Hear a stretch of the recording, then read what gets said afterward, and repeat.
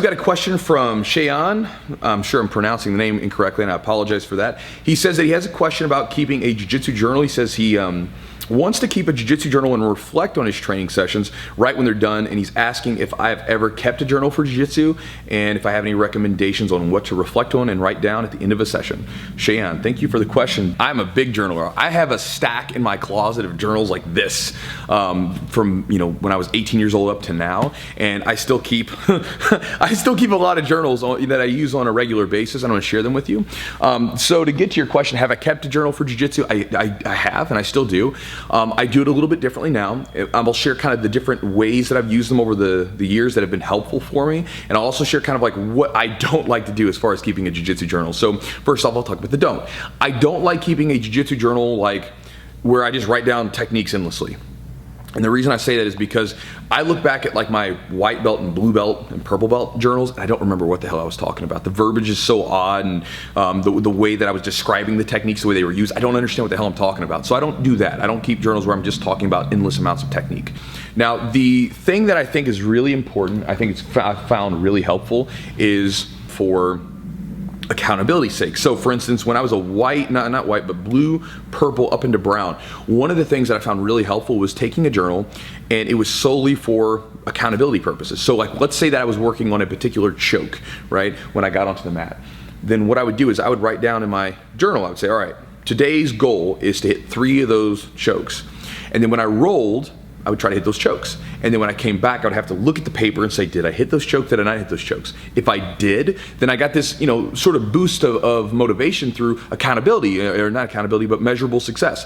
Because I could say, well, I didn't hit any of those chokes Monday, but today I hit 3 of them. Mark it off the list, and then when I come back the next day, I'm gonna try to hit, 6 chokes. You get the idea, right? You can kind of keep boosting it up.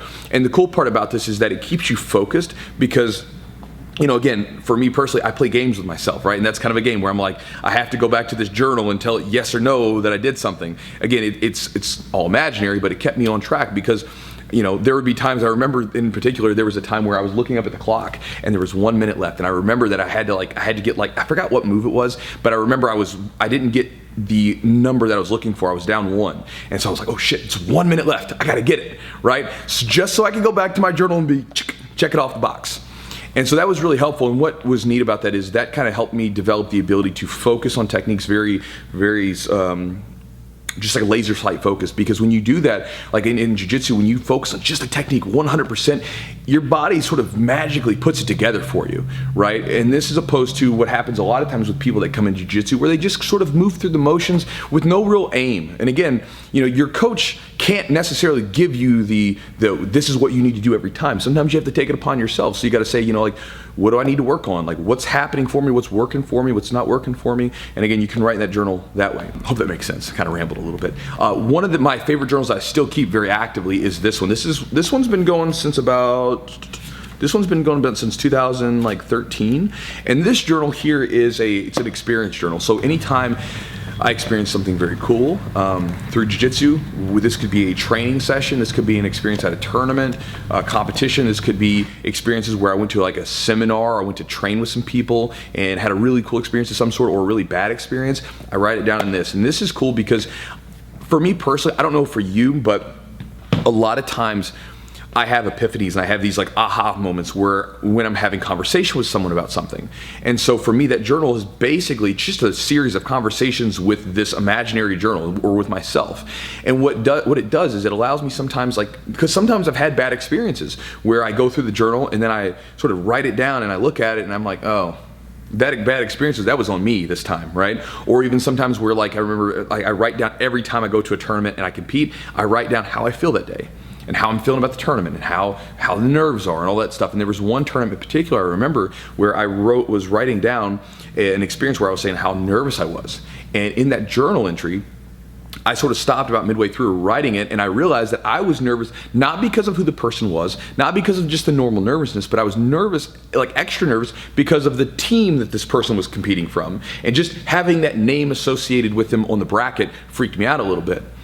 And then I realized that, and I realized how stupid it was, and I wrote it down afterwards. And you know, so you can see, like, sometimes you have those conversations. I imagine you've done this before, where you have a conversation with someone and you sort of get deeper into your idea. And so that's kind of what that is. And it's also kind of neat because now, as I get older, I can look back. I've had a journal like that, like an experience journal, since 2008, and I can look back on that sucker and look back at all the stuff that's happened. Even like when I decided that I was, 2008 is when I decided when I was going to do this stuff full time, and that was about 2 years off when it actually happened. But I remember writing that thing down when I came back from a training camp, and I was just like sucked up by jiu-jitsu. I was like, I got to do this. And so again, being able to look back at that is really cool, because it's like having a conversation with myself from different time periods. So anyway, let's move on. This one right here is my drilling journal. What I do with this one is when I come in and do a drilling session, I will write down the drills that I'm going to do, and I write down sort of the scheme that I'm going to do. So for instance, like if you were lifting weights, you might do a 5x5, 3x10, whatever it is, right? You write down the reps and the sets. Well, I do the same thing with my drills. I use a timer most often with my drills, so I'll set like a timer for 1 to 2 minutes, 3 minutes, whatever it might be, and then I just go, because that allows me to just turn my brain off instead of counting reps. I find that I get plenty of value from not knowing how many reps and just making sure I'm doing lots of them through the timer. And then by writing this out, so I'll write down exactly what I'm doing based upon the amount of time I plan to drill. What this does is this keeps me on target, because again, one of those things is with drilling is like the broccoli of training. It's really good for you, but at times it can be kind of monotonous. And so when you get into training, or drilling, I find that a lot of times people will sort of putter out. They'll start to drill for a little bit, and then for some reason there's a break. Maybe someone uses the restroom, maybe someone goes to get a water break, and then they kind of sit around and talk, and they don't get back to doing what they're doing. And so for me, and I'm guilty of this myself, and so for me, like, I write down exactly what I'm going to do. So I'll say, okay, I'm going to do this particular drill for 3 sets of 2 minutes, and we'll go back and forth with my partner. I sort of account the time, and I'll do this next drill for this, and I'll sort of write it all out. And then when I'm doing the drilling, I basically stay on that task, and that helps me out a lot, because it makes me just, again, it's all about accountability, and it keeps me on track. This is not really jiu-jitsu related. It is to some degree, but it's my morning journal. Every morning I wake up, I write down a few things that I want to get done that day, and I talk about everything that's kind of going on. Write about things you're thankful for, things you're grateful for, and kind of where you want to go. And one of the things that I do is I make sure to get my own training, because a lot of times for me, I'm so busy with the business and the videos and everything else. There's so much going on all the time that sometimes I forget to train my own self. Or even, here's one for you, even sometimes I'm beat up and I'm like just busted up, and I know it's going to be a good day of training, but I'll purposely put in there as a goal, do not train today. It's a day for rest. And so I have to sort of keep myself accountable, because again, it's so easy to get sucked up into the role, because guys are training, maybe one of the guys starts to talk a little shit. It's like, oh, why aren't you rolling today? And then before I know it, I'll be on the mat, and then I'll regret it later. So I'll even write down sometimes like, do not train, rest day, write that down. This one actually was given to me by a guy in Alabama during the seminar, and dropped it.